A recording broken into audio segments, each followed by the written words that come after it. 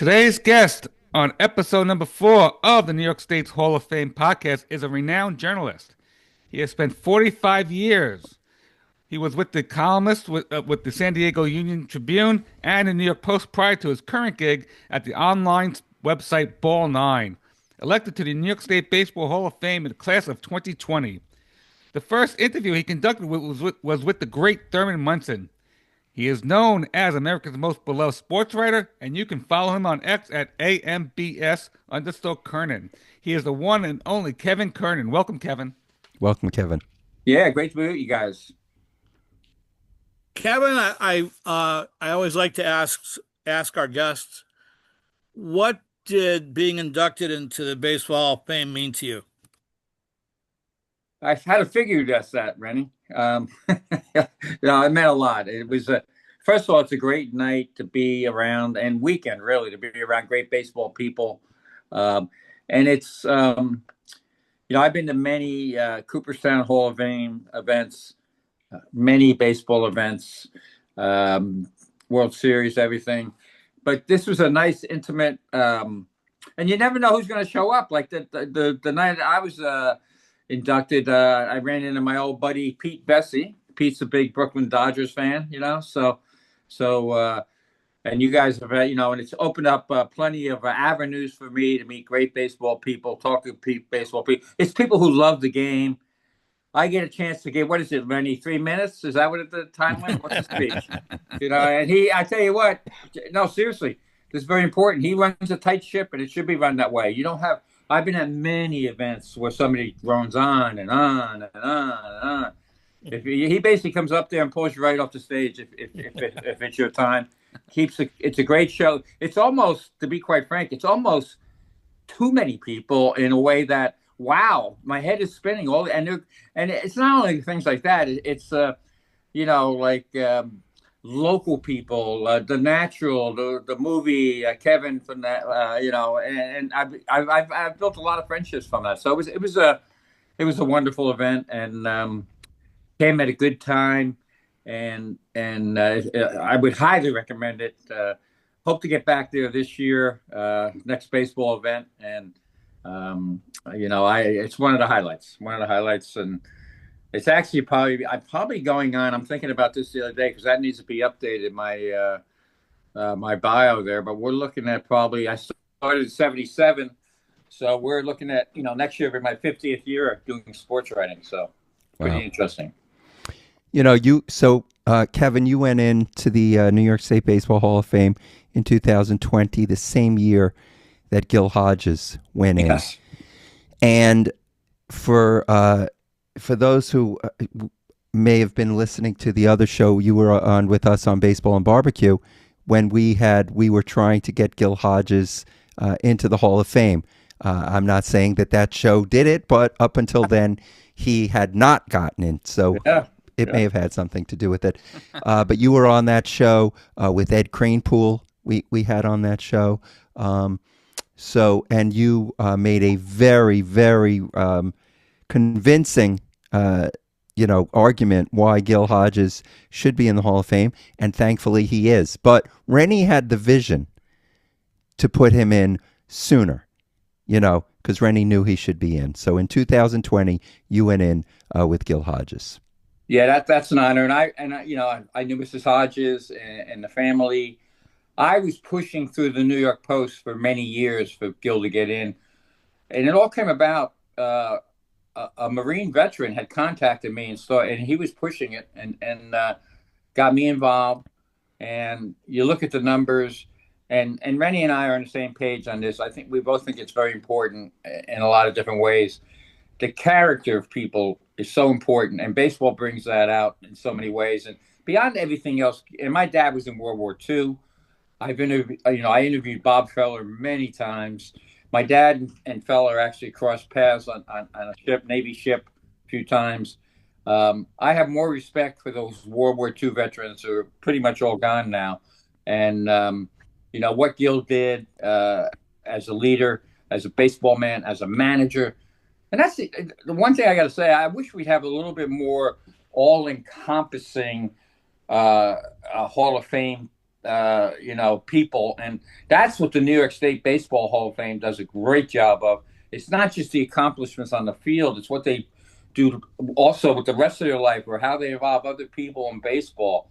I still have the magazine. I look back at it, and it's some amazing baseball people. And Gil was totally amazing in so many ways. And also getting back to how even now, I write twice a week for BallNine.com, and I have something else that may come in the hopper. I'll let you guys know if it happens. But get a lot of baseball people reading BallNine, and I reached out this week to Rennie about Thurman Munson because I got a big piece tomorrow. You guys want to read it tomorrow at BallNine.com with Thurman Munson. I think I'm ahead of the curve on this one because I tried, and even my wife said, because she edits my copy all the time, she said, "Wow, this is like, is it too early?" I said, "No, it's never too early. You want to be ahead of the curve." And my whole premise, and again, Gil fits into this conversation because I push for Gil. I push for Gil Hodges. I push for Goose Gossage. Goose was kind of lost in the sauce for many years with the Hall of Fame until I started pushing for him, and I had the platform at the New York Post. And also I'm one of the few writers, guys, who I played high school baseball, I played college baseball, so I respect the athlete's ability. I really do, more than your average writer. We're getting a generation of writers now who never played the game. I would say with my era, myself, Bob Clappish, John Harper, we all played at least in the collegiate level, so we have a different perspective of baseball than most of these young writers who, maybe they played softball, which is good. I love to see that, But when you really respect what these guys do and realize how hard it is, that's why I'm ahead of the curve. And with this piece I'm doing, I'll mention it real quickly, and if you want to follow up, you can. But Buster Posey is going to get in next year, I believe, from the writers. I still write. I vote for the Hall of Fame every year.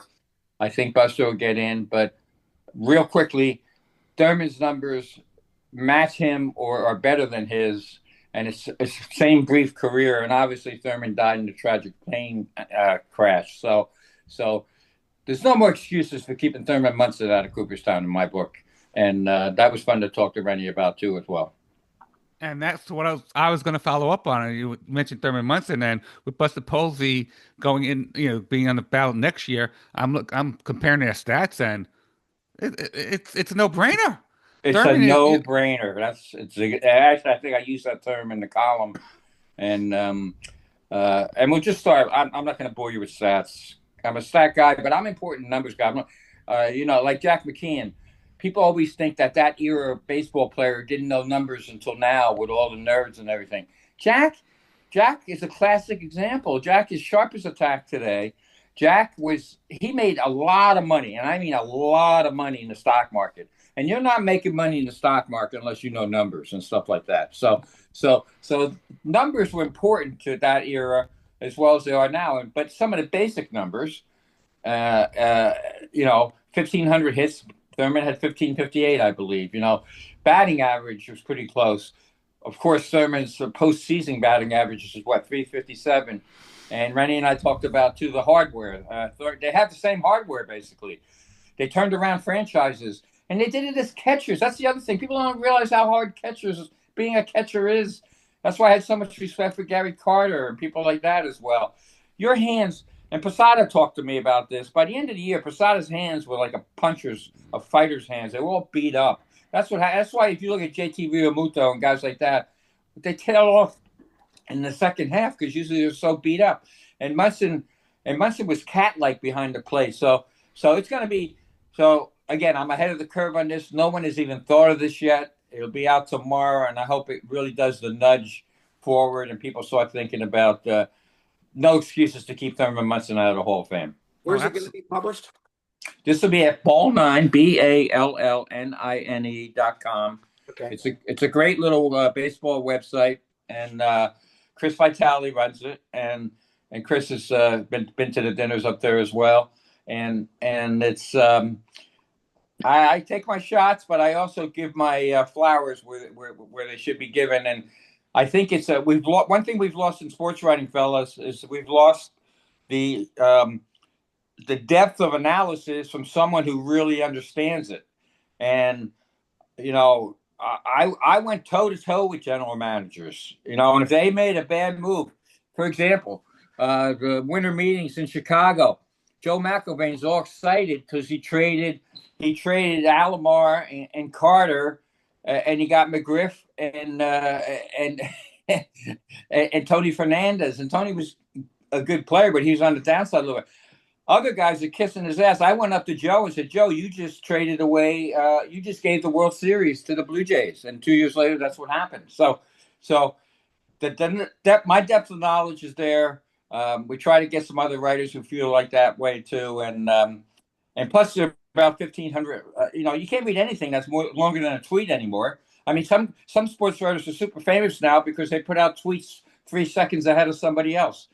Good for them, but that's not my style. And so if you like good writing, come to BallNine.com.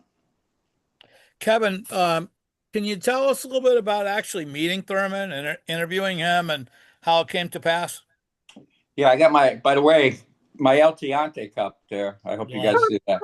That's another guy should be in the Hall of Fame. And what is the number? 49 shutouts, Rennie? 49 shutouts. Yeah, okay.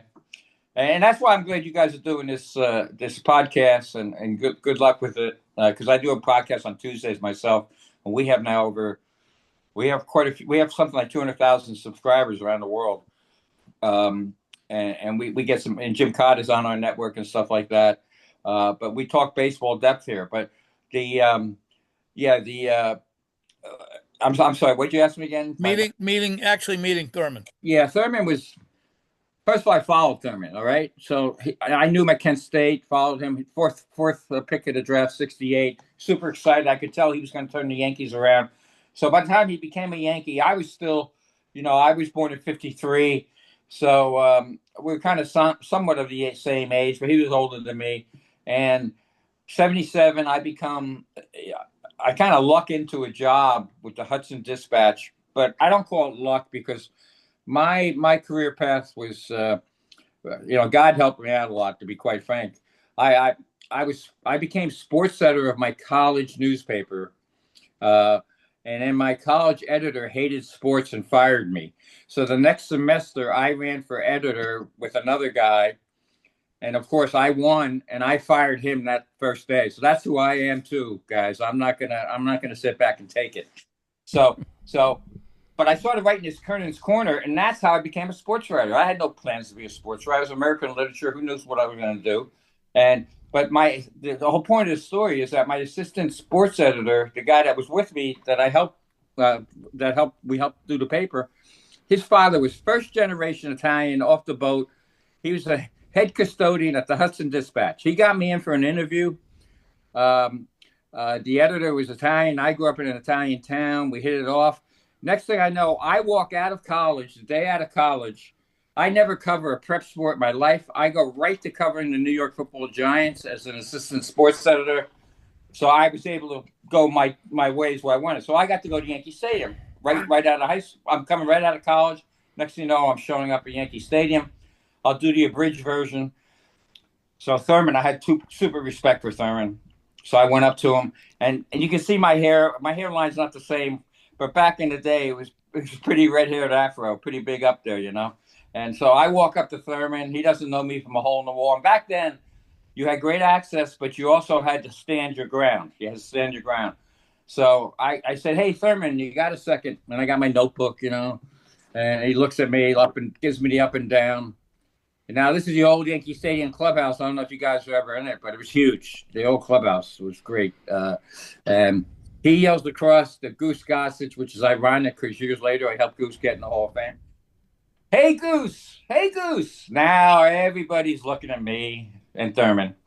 And Thurman's busting my chops. And he goes, hey, Goose, look at this little, and I won't use the word, even though we're on a podcast. Look at this bleeping little red-headed leprechaun.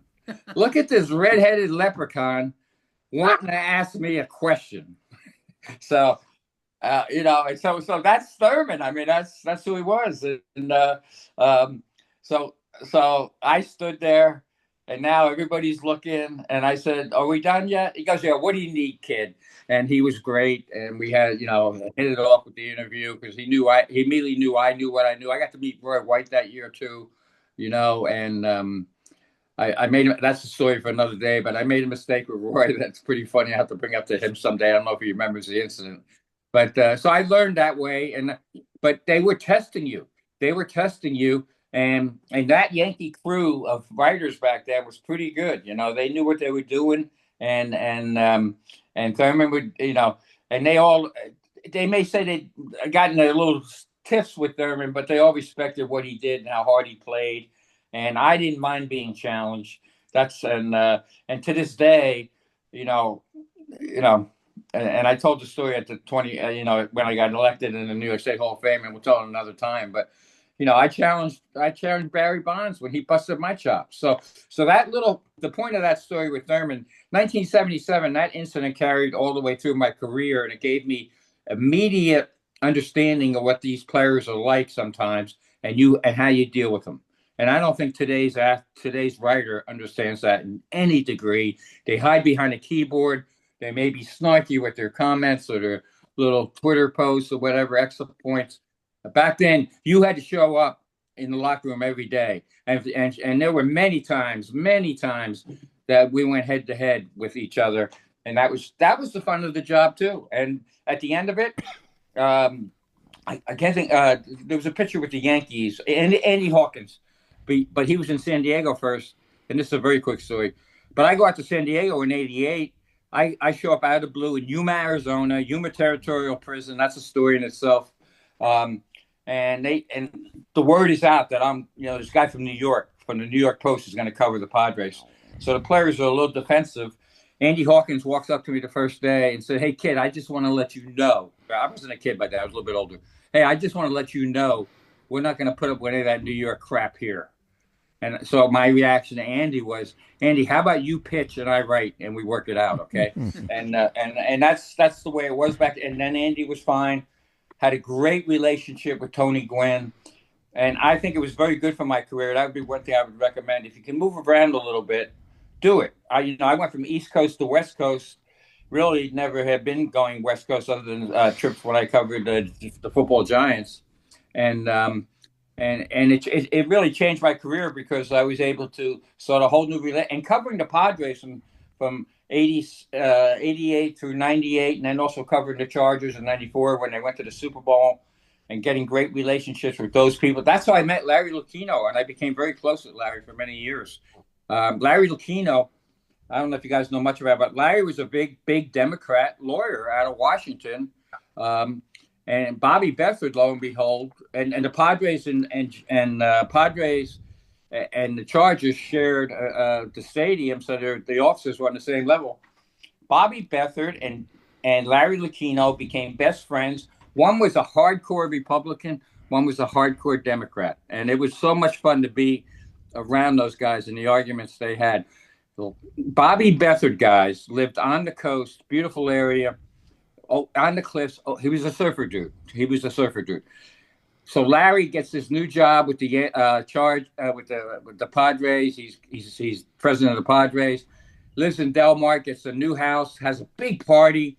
Invites me to the party, and all these big shots are there. And Larry was there with his dad. I don't know anything about Larry, but he's a Pittsburgh guy, a Yinzer. He's typical Yinzer. So he's all excited. He's living in Del Mar. You can see the ocean a few blocks away. And he's real proud of his new place. And Bobby Bedford, who was great at turning the knife in a little subtle way, got all quiet in the living room. Everyone's sitting around. And Bobby goes, "Hey, Larry, how do you like living inland? Instead of like not being right on the coast like Bobby." So that's some of the things I've done in my life. It's been a lot of fun, both crossing over and seeing those great sports from both sides. Hey, Kevin, did you ever write a piece that pissed off Thurman? And if so, how did he handle that with you? No, first of all, I was in a smaller paper, so he wouldn't see it if it showed up. And back in the day, you could get away with some of that. Like we had a writer in San Diego, Phil Collier, very close friends with Sandy Koufax. I don't know if you guys know his name. Just a great writer. And Phil was a great guy, but Phil was the best friends to all the players because Phil lived in San Diego, and the Dodgers obviously were in L.A. Even if Phil wrote something they didn't like, they never saw it. So they just knew Phil as Phil, not as the writer. But yeah, so back in those days, I wasn't a big enough guy to get Thurman upset, and I don't think I would have written anything to get him upset because everything he did was team oriented, and I mean, you guys all lived through that era. He was Mr. Yankee. I mean, we had the Reggie stuff, and many years later, Reggie and I had our battles a little. A-Rod and I had our battles, but in the end, A-Rod became so respectful of me. He actually I would go on Miami. I'd get the paper to send me to Miami early, and I would get 3 extra days with A-Rod before the season would start because he would actually ask me questions. Kevin, how can I improve my basically PR stuff? Like, how can I be? Because he was such a jerk. So I told him flat out what he was doing wrong. And and Reggie and I used one great Reggie argument I had with Reggie was, and this is a good story, and I've said it before, so it's not like I'm talking out of thing. And who cares? Reggie, it's Reggie. Early on, I wasn't voting for the steroid guys for the Hall of Fame. Later, I changed, got off the wall, and said, "Why am I not voting for these guys?" So Reggie early on was anti-steroid too. I come into Tampa one day in spring training and Reggie, first thing he sees me, he's standing up there, he goes, "Kevin, how could you vote for those guys?" And I went right back at him, and I said, and gave my arguments, and now he's pissing me off. So I said, "Reggie, there's some guys who think you were the first steroid guy," and Reggie being Reggie, and I give him great credit. He didn't get mad. He just stepped back and he said, "That's because I was so damn good," and that's so that's how you deal with it. And of course, Reggie, I think Reggie now, I'd love to get his thoughts on that, but I think Reggie is a little bit more open-minded on all those guys. And I wish here's a very key point. I wish the veteran players would have a little more respect that are on those committees and really take a better look at some of these guys on the committee that get passed over by the writers. Kevin, I'm going to let Jeff and Rennie maybe ask you other Hall of Fame questions, but you mentioned that you played the game, but you did a little more than that. You were first baseman for Ramapo College, and you're in the Ramapo Athletics Hall of Fame. And I think you set some records with Ramapo, so you were quite the athlete, quite the first baseman, and to have played the game, like you said, probably gives you much broader perspective and the ability to see both sides. And you were a player. Well, I appreciate that, and I also in high school I set the I think I still have the hits record at the time, but and the only reason I say that, guys, is because we played baseball all the time. If I wasn't playing baseball with my friends, we'd be at the 16th Street Park playing pickup baseball. Yeah. And that era, that's what makes this fan different too. Even if you weren't a great player, I was lucky enough to be able to hit good. My dad was a good softball player, things like that. So it kind of got passed down. But I played wiffle ball. I go to the school, and if it was just two guys, we play wall ball. We play. I'm taking 1,000 swings a day, so it would have been. I would have been a real klutz if I couldn't hit it at all after all that for like 10 years, and so we played the game in different ways, and we also had to umpire ourselves. We had to coach ourselves.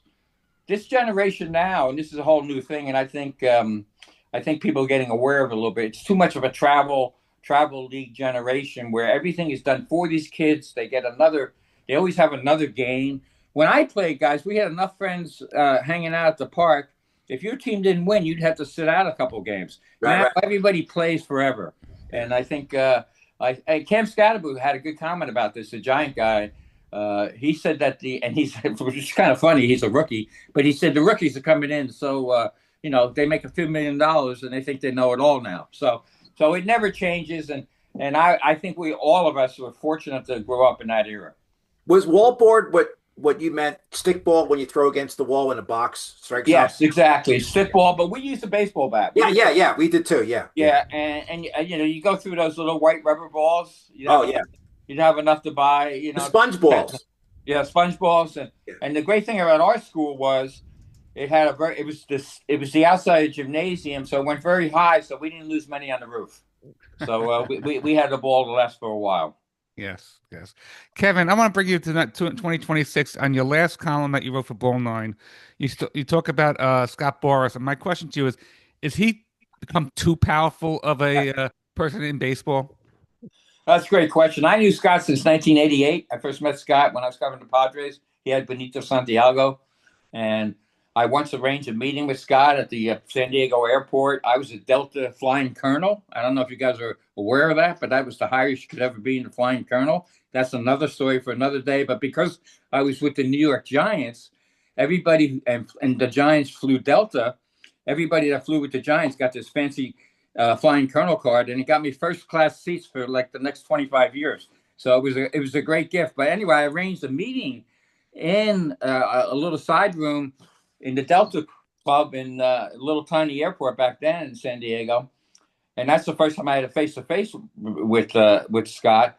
And I knew Scott was going to be a tremendous force. Scott would always call me. My wife still jokes that I missed many of my kids' games and stuff because all of a sudden Scott Boras, and back then we only had phones, guys. Phones, we were tethered to our phones at home. So Scott called me. I'd have to be on the phone with him. So I've had hours and hours and hours. Yes, he has too much power now, but he deserves it because and I've had many conversations with him about this at Dodger Stadium and stuff where the seats he sits. Nobody works harder than Scott. No one sees the game. And like I was a pretty good scout because I knew the game. Scott was a minor league player. I think he was an ambulance chasing lawyer for a while, and then he got into the baseball business. So he was able to see who was going to be really good, and he would either sign those guys or get to them at some point. And he controls the market. We saw it this year. The market didn't go until Scott's guys go.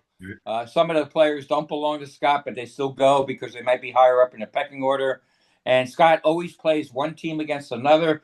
Scott is a genius at playing the Yankees against themselves. We see it year after year with his guys. Scott has way too much power, but it's power that somebody's got to have it, and he went out and got it. And Boras Corporation is a true American success story. Kevin, not to ask a down question, but when Thurman passed, where were you? How did it affect you? What did you think at the time? Oh, it was heartbreaking, and I was working. I was a newspaper guy at the time, and devastated. And I remember this. I remember Bob Drury. I don't know if you guys remember that name, Bob Drury. Bob was a very good host. We had a SportsWriter Post who was very good at getting regular people, real people, and hiring them by word of mouth, and they became great reporters. Well, Bob Drew, I remember Bob telling me this story. Bob was just basically, they sent Bob out to Canton. And on his way, he's picking up every local paper, every little tidbit he can get about Thurman, and he was writing it, and I was following that. And it made such an impact on my life that on the 20th anniversary of his death, I was able to go out with arrange through mutual friends and go out and visit with Thurman's wife and family. And I actually had the experience of her taking me to Thurman's grave. Oh. And have any of you guys been to Thurman's grave? No. Well, it's in a beautiful little cemetery, and it's almost like his own little area is a tree. It's almost like a little ballpark. And he's got a monument, and it's a beautiful gravestone. And the front, of course, is Thurman, Thurman, the catcher. But I thought it was very interesting, and she told me this. I asked her about it, that she had on the back, the back of the monument is carved on both sides, front and back. And the back was number 15. And she said she wanted to do that because, and actually somehow, I forget the whole story, but somehow Thurman knew of this cemetery and wanted to be buried there. And they were just sweethearts. They were a great couple. And She said she wanted to do that because that's how many of the fans remember Thurman, seeing him from behind. And if you guys ever sat in the upper deck at Yankee Stadium, in the old stadium, where you hung over, Yeah. you were right there. You were Right. right there. So what do you remember of Thurman Munson? You remember that number 15 trudging along. And that was that was just a wonderful story to write. And she told me all about his music and Neil Diamond, how they loved. There's so many stories. So yeah, it made such an impact to this day. I'm still very emotional about Thurman and what he meant for that generation. And that's my fear by not putting him in the Hall of Fame. And thank you guys for putting in the New York State Hall of Fame in 2019. But by not putting him in Cooperstown, they've already a generation of Yankee fans have been disappointed already. He should be in there. Should be in there. No questions asked. And for the fans, because I always look at the Hall of Fame, and I think. And you do with your dinner, Rennie. It's for the fans, and if you forget everything's for the fans, you're in trouble. And that's why I have no problem now with Bonds and things like that. Even though it could be a jerk, and with the PED and his head's 3 times the size of what it was, and I've talked to Jim Leland about this many times and stuff, and teammates. Aaron Judge grew up a Barry Bonds fan, so. Aaron Judge, who is a special guy, a wonderful guy. To me, he's one of my favorite players ever, and that's another story for a day. How I first met Aaron, and I was the first one to write about him. I was the first one to find out he was adopted, and but he was a Bonds fan. So why can't? And now that's just one guy who happens to be a great baseball player. Thousands and thousands and thousands, millions maybe. Let's get these fans to appreciate and put it on the plaque. Put it on the plaque. They had their problems. And let's move forward. Let me just tell everybody that Kevin's columns can be found on BallNine.com, and this one was very interesting. You wrote a story called Pom and More, and that's POM, which turns out stands for piece of metal. Yeah. And you are not. Let's say it like it is. Yeah. You are not a fan of the current commissioner, Mr. Manfred. And you call him Franken Manfred. And you talk about this article. It's an excellent article. And it's all about he wants to put like an in-season tournament and all that. So tell us a little bit about it and why people should go to BallNine to read it. Yeah, that's the great thing about writing for BallNine. I have no editors getting in my way. So I'm not wasting my time worrying about a guy's hamstring injury or whatever. I think of something, I run with it, and I go hard. And if you get on my bad side, piece of metal is, of course, what he called the World Series trophy. And I wasn't against Manfred until Manfred started throwing out every trial balloon in the world. That's why I called him Dr. Franken Manfred.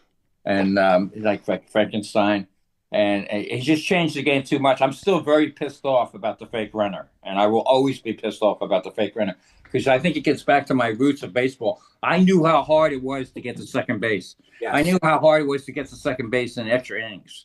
What you had to do to get there, whether you get a base hit or walk, you steal a base, you get a teammate moves you over. There's a million ways to do it. Now all of a sudden we're just giving guys second base in extra innings because, God forbid, somebody's going to be tired. Oh, well, this is, and there's all the COVID bullshit too, by the way. COVID bullshit was way too much on every level, and the things they did with baseball then, and I knew when he put that in, that was staying forever. And now you see, and how about you see like an 18-inning World Series game? You don't think the fans are going to remember that for the rest? The worst thing I have about Manfred, I think, is that he's stolen memories from fans. Yeah. Future memories that we would have had have all been stolen. And it's not just Manfred, it's the nerds and what they've done to pitching. It's going to be interesting to see, too, where Scooble winds up now. I think that could change some things. If I'm the Yankees, got to get involved, but who knows? So I knew Manfred as a lawyer, and he was second in command for Bud and all that stuff. And I'm not going to make it personal, but he loved it when writers called him Mr. Commissioner. And I think he was really pissed off because I would always, when I saw him, I would say, "Hey, Rob," and I think that pissed him off, and that kind of setting us off to, yeah. So yeah, I'm sure he's not a fan of mine, and that's fine. We can live with it. And He has made a lot of money for the owners. That's what he's there for, if you look at it in that perspective. But he's no Bart Giamatti and things like that, and guys who love the game. And even Selig, Selig made a lot of goofy things, did some goofy things, and ruined some things too. But the one thing I knew about Bud Selig, a long conversation. Bud Selig loved baseball. Yeah. He loved baseball. Does Rob Manfred love baseball? No. Rob Manfred loves money, loves to make changes, loves to make an impact. He has some good PR people around him that kind of save him sometimes. I can imagine what they said when he said piece of metal. You know, I see Rob, when I see Rob here and there a lot, he's always practicing his golf swing. He loves golf. I don't think he loves baseball. I think And the other thing, real quick, a lot of base. One thing about my stuff at BallNine, baseball people are reading me. People in the game. I can't mention a lot of them because they're still in the games. Managers, coaches, front office people. They send me texts all the time, and that one got me a lot of texts. he has NBA envy. Yeah, and I cover and don't I call David Stern. I was in the NBA. Again, what makes me different than most writers? I also did NBA beat writing for many years, and I covered Bird, Magic. I covered Michael. First time I saw Michael, I stole Springsteen line and said, "I've seen the future of the NBA." And his name is Michael Jordan. I'm in the last dance. I'm in the last segment. I'm the only guy that they have in that thing that is actually interviewing somebody. Everything else is Michael Wilbon and all these guys sitting around a hotel talking about it. I was there, and they had footage of me asking Rodman after Game 6, after they won their sixth title. I was on deadline. I only had 20 minutes to write my story. I knew where Rodman would always sneak out the back door of training rooms, even on the road. So I tracked him down. I was the only guy there. But one thing David Stern had, he always had video guys taking video. And there was a video guy taking of it. And I'm there, and I said, hey, Dennis, and I knew the answer already. And like you guys know, good lawyers know the answers before they ask the question. Good writers do too. I said, Dennis, is this the greatest team of all time? And Dennis looked at me and said, and this is after all the stuff with Dennis going on, including WWE stuff and everything else. It was a crazy time. He goes, man, if you don't, you must be doing drugs if you don't know we're the greatest team of all time. And that was funny because of what Dennis was doing back then. So that made the final dance. So anyway, so I had the NBA years, and I was close to David Stern. David was very smart. He brought in the writers. He would sit with us in the hospitality suites and say, what do I need to do to get our game really going? And we were the ones, it was myself, Fran Bleinberg, a couple other young writers who really had our ear to the ground. We said, you know what? You need to start endorsing these individual players. People don't care too much about but Bird and Magic. What a gold mine you got there! And what does he do? He does that. He turns the NBA around, and it's not the same NBA now. So I don't have the same feeling for it. But so I thought David Stern was that maybe I got spoiled. David Stern was a great commissioner. The football commissioners I dealt with were really sharp, and they loved the game. That's my one thing. I don't know if Rob loves the game. I could be wrong, but that's my thing.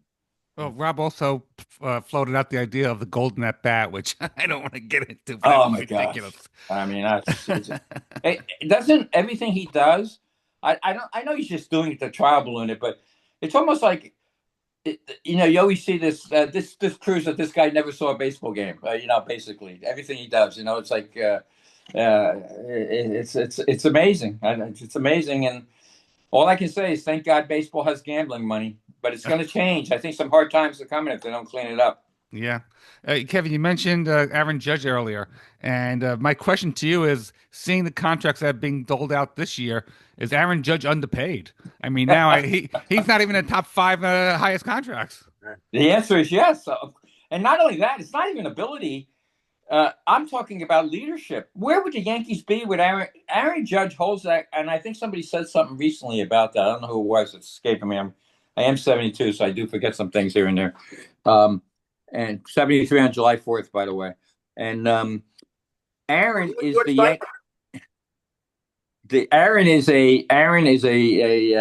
he's an unbelievable leader. Unbelievable parents. Mom and dad were teachers. Mom is so tough. Dad is a great guy. And like I said, I would go in the backfield. That's how I first saw Aaron. I said, oh my God, this guy's unbelievable. And just so happened that week, Dave Winfield was in Yankee camp visiting. and Dave knew of him, of course. And so I asked Dave about it, but Dave gave me a great scouting report. And I said right then and there, this guy's going to be the next Yankee superstar. So I went and talked to him and got a great story with him. And I remember still calling his parents from the bullpen at the Tampa State at Steinbrenner Field, and then giving me great stories about him and his brother. He's got a brother who was adopted a day old as well. He's a teacher, I believe. So Aaron not only does everything right on the field, like it really pissed me off last year too that Bregman gets an opt-out. Bregman was getting paid the same amount as Aaron Judge. What a joke, you know. But you can't feel sorry for anybody making $40 million, so I'm not going to feel sorry. I mean, believe me, I'm a poor sports writer, so I'm not doing it. But in the big picture of things, without Aaron Judge, the Yankees, he's basically, I'm not saying he's the GM because he doesn't have the final call on this stuff, but the Yankees almost, it still to me baffles my mind, and it shows me how dumb the Giants were. I can't think of the guy's name who's no longer the GM there now, but what an idiot he was. Aaron Judge was this close to going to the San Francisco Giants because he grew up in the area, and the Yankees weren't. And the one good thing that Hal did, he saved the Yankees from losing Judge, which would have been terrible. So, he is in the big scheme of things, he's underpaid, but he's also a man who understands everything, and he has the All Rise Foundation.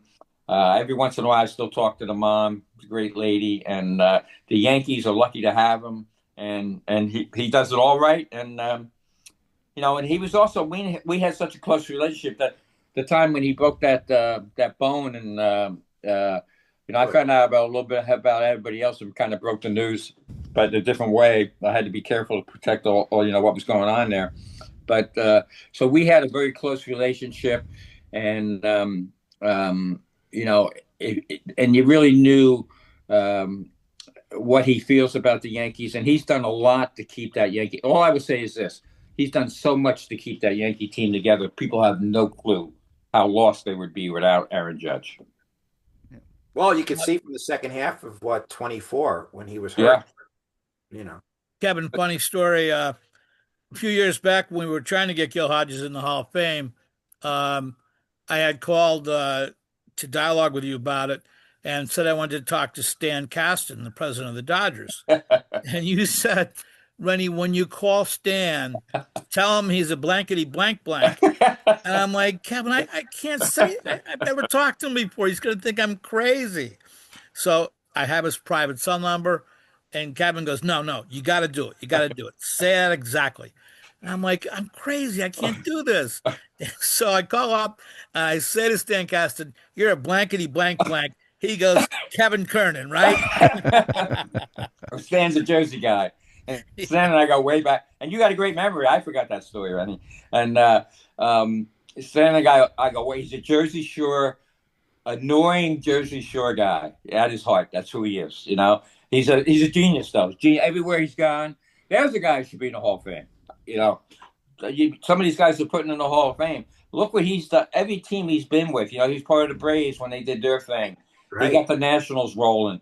He's the Dodger guy, and the great thing about Stan is that it's like talking to a guy at a diner at 2 a.m. One of your high school buddies. That's who he is, and he'll bust your chops. And he also knows basketball incredibly so. So you got Stan on a couple levels there with he's from New Jersey. I don't know if you could finagle it, but he'd be a good New York State Hall of Fame guy on basketball or baseball. Kevin, a nice thing I wanted to mention to you, you nominated Jack O'Connell this last year, who came and got inducted, and you sent a tribute video.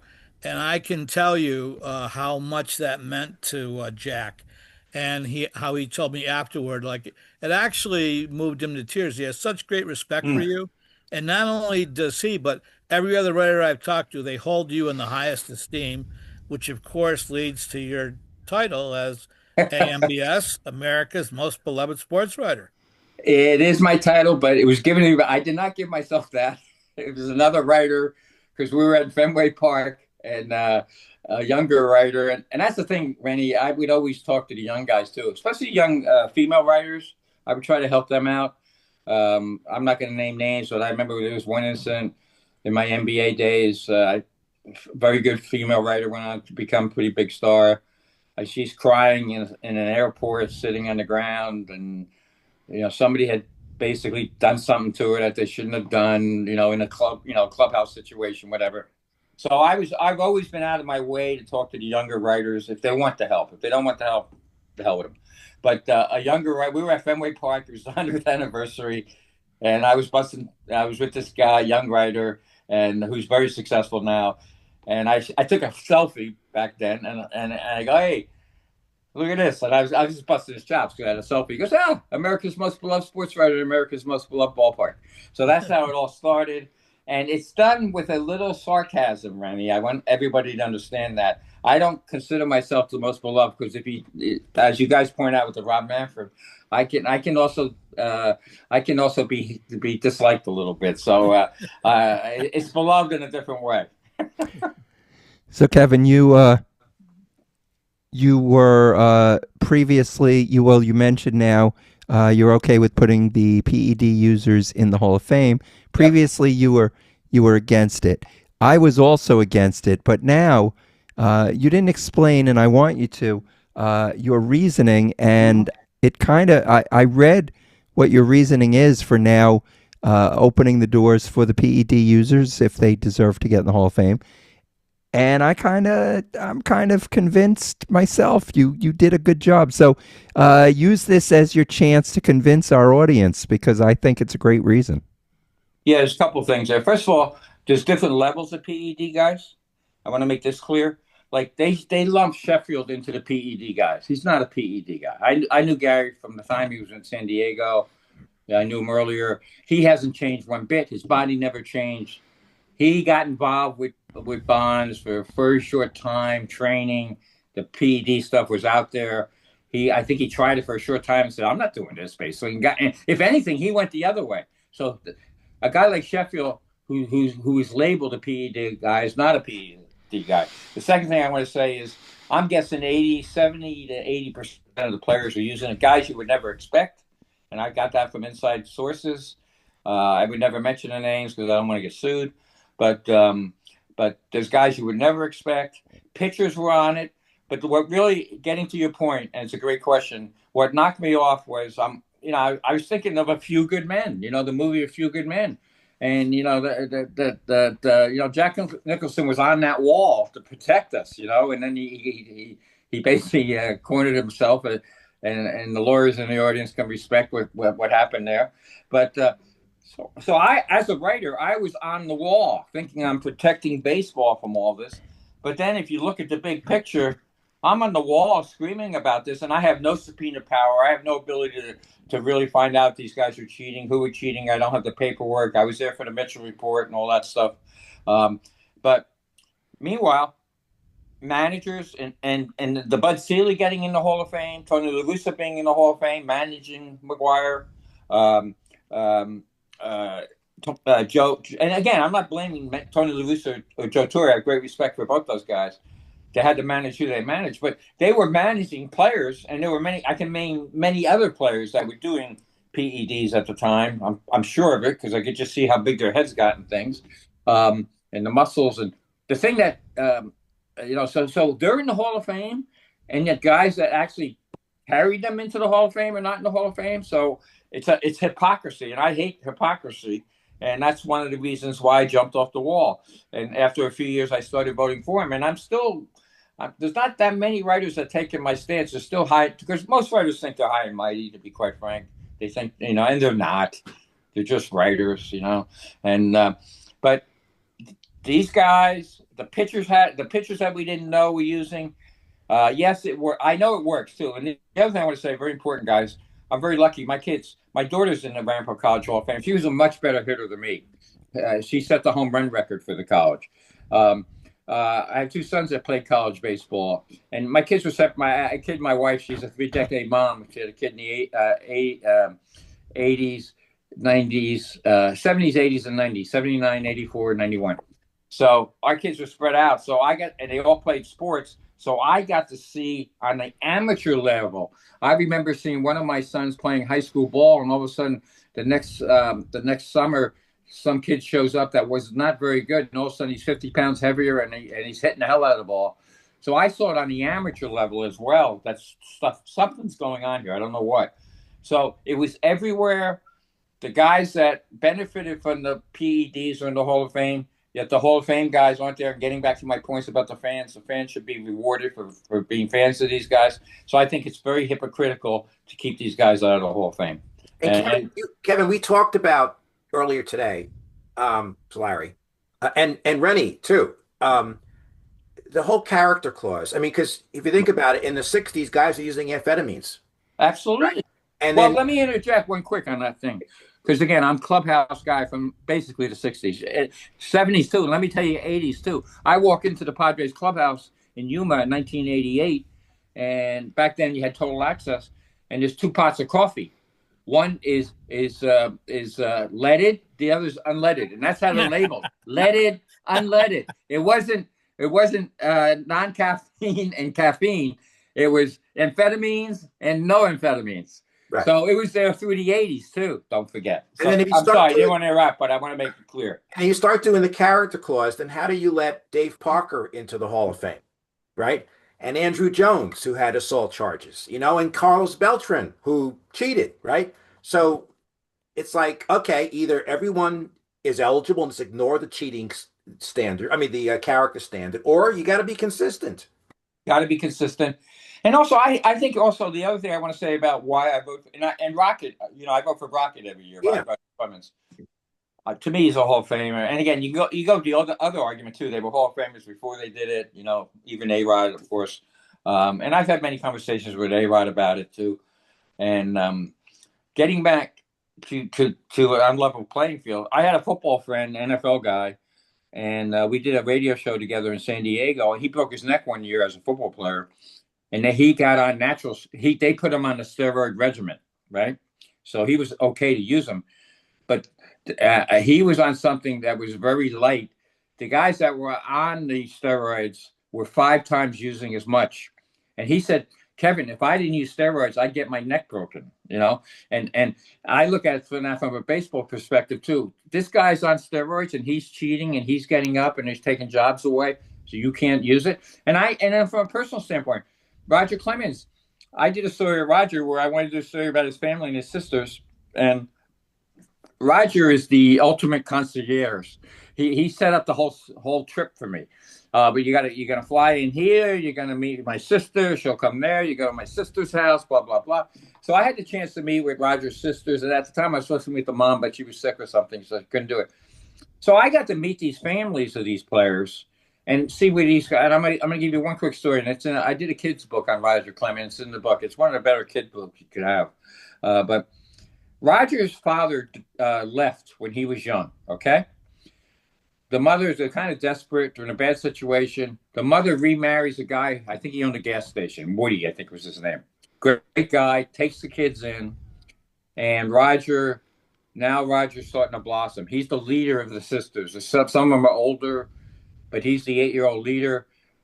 His poor father, the stepfather, dies at the kitchen table. Boom, heart attack, dead. They rushed, and the sister told me this story. They rush him down. They rush the kids into the basement because all hell's breaking loose.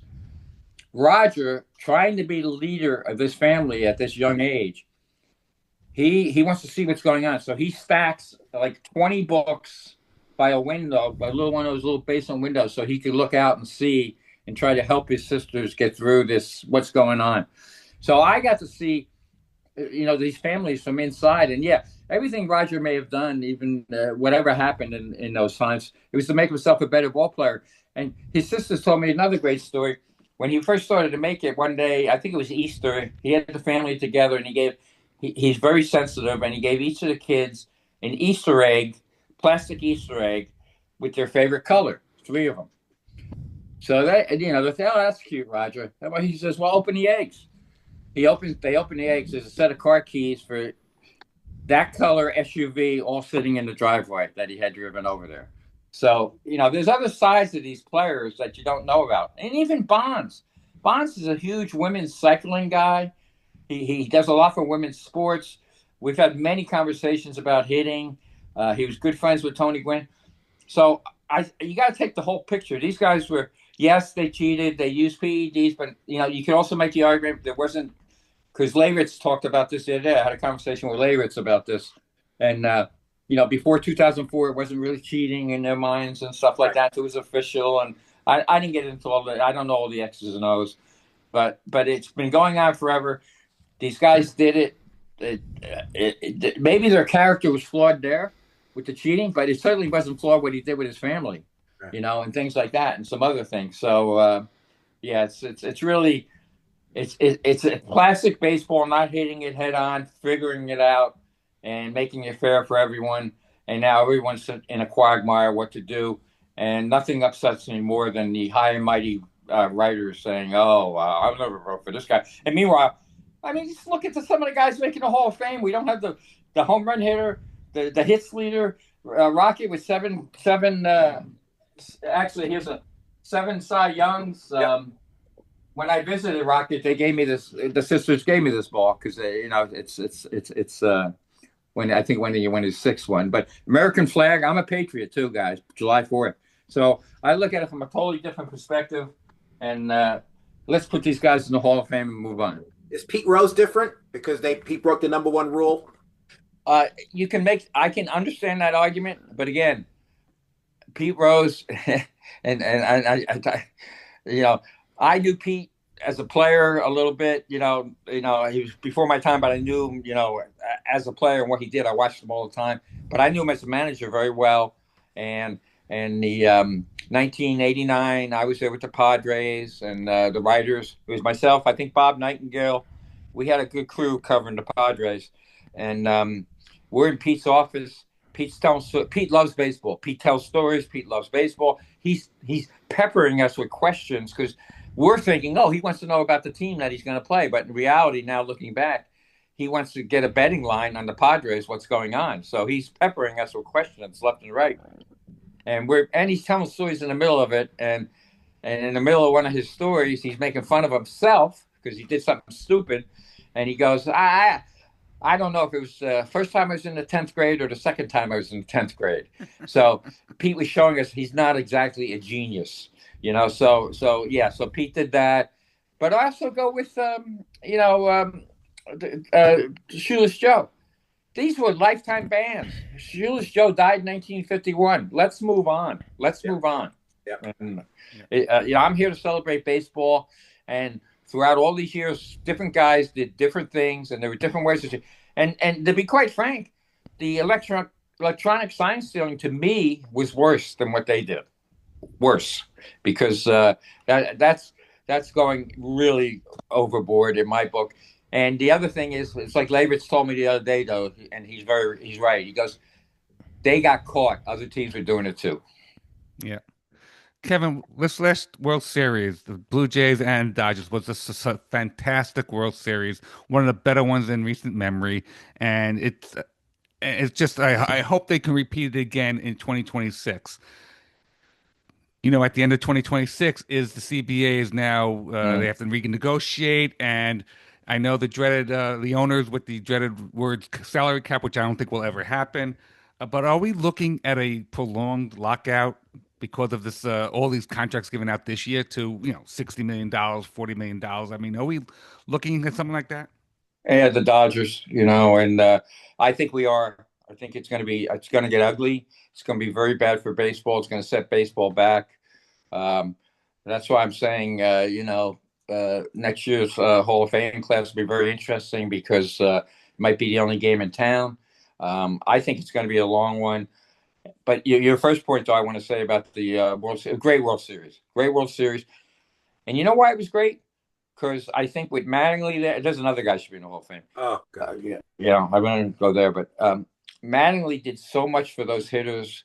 Toronto hitters became baseball players. And it's amazing what you are at baseball players. And on the other side of the coin, to me, Dave Roberts is the only manager who really manages in baseball. He's reached such a level, and he's surrounded by nerds. I know all the nerds. I know Stan. I bust Stan's balls all the time about his nerds when I see him. I used to see him all the time. But Roberts takes in the nerds' information, and he's not afraid to say no. Tell me this. Say the Yankees are in that World Series. and they signed Yamamoto, which they should have done, but maybe they had no chance. See, the brilliance of the Dodgers is getting Ohtani, because Ohtani opened up all the doors for Japan in the future. Ohtani paid for himself in jersey sales. I don't care what you say. Everybody in Japan has an Ohtani. Now they have a Sasaki or they have a Yamamoto. But if Yamamoto were on the Yankees, he pitches game 6. He pitches a complete game in his earlier outing, game 3, I think it was. He pitches game 6, 6 innings, wins. Do you think Aaron Boone and the Yankees and the nerds and the Yankees would allow Yamamoto to come back and get and close? No, they wouldn't have let him do it. They would have, and nobody would argue. The writers would all be, "Oh yeah, you're so right, you're so right." Meanwhile, Roberts understands the value and what it means to win a World Series, and you got to go the extra mile. If this guy wants to go the extra mile, I'm not going to stop him. I'm creating memories for my. Getting back to my point earlier, I'm creating memories for my fan base and myself. We're winning 2 in a row here. So what the Dodgers did was phenomenal.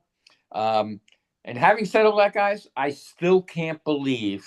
And I had scouts tell me this about Jeff Hoffman, that he was going to screw it up. They told me this when he was with the Phillies. I still can't believe Jeff Hoffman threw a slider to Miguel Rojas when he was getting beat by the fastball. But that's what happens when you allow the creeping into your head of, we got to fool them, we got to do this, we got to, instead of saying, I'm giving you my best crap and you ain't touching it. He throws a fastball. It's a whole different conversation. The Blue Jays win that World Series. Rojas strikes out or pops up or grounds out to first. It's a different world. So, but it was a great World Series. I thought both teams did, it was fun to watch it. And that's why I thought, in my mind, Bo Bichette was the most important free agent, I thought, this year. I think the Mets lucked into it, just like they lucked into keeping Alonso last year.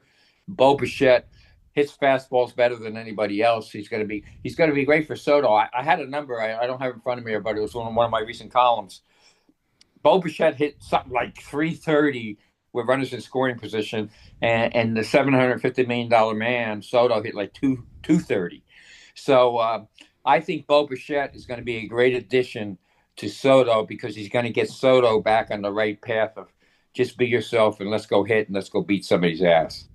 Didn't Lyris hit a slider too when he hit the home run? I think it was. Yeah, I think it was. And the Gibson off of what's his name? Right, that was a slider too, right? Yeah. Oh, Kirk Gibson was the backup slider. The famous story. Yeah. Mel Didier was the scout, and I knew Mel. Mel did a great scouting, and that's the other thing, guys. They don't have scouts anymore. But you know who still have scouts, by the way? Dodgers still have scouts. Dodgers very smart. They have all the nerds, but they still have scouts. Good scouts too. Mel Didier did his scouting report before the World Series. On a 3-2 pitch, he throws the backup. Eckersley throws the backup slider. And I've talked to Eckersley about this at the hall. Eckersley's a great guy. He doesn't run from it, and things like that. Yeah. So you can. I always say you can never underestimate the dumbness of ball players. Don't do something dumb instead of. That's why. Also, let's go back to the Mets. Another guy who you could say should be in the hall, Keith Hernandez. Yes. With their reliever. Remember, he was fooling around. It might have been against the Astros. I don't know what series it was in '86, but he was throwing something that they kept fouling off, and Keith went to the pitcher. Oh, Roscoe. To Roscoe to close it. And I may have it backwards.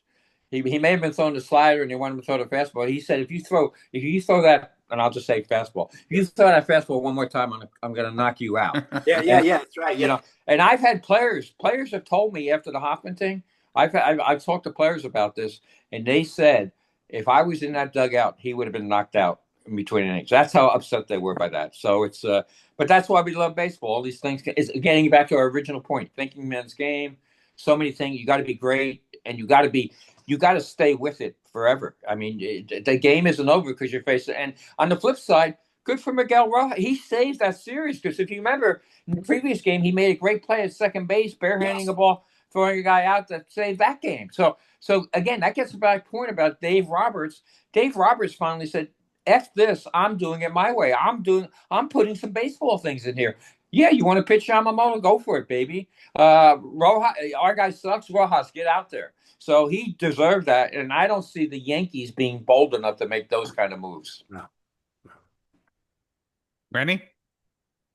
Kevin, you were wonderful always, and can't wait to read your column tomorrow. And, thank you so much for the time tonight. Always a pleasure.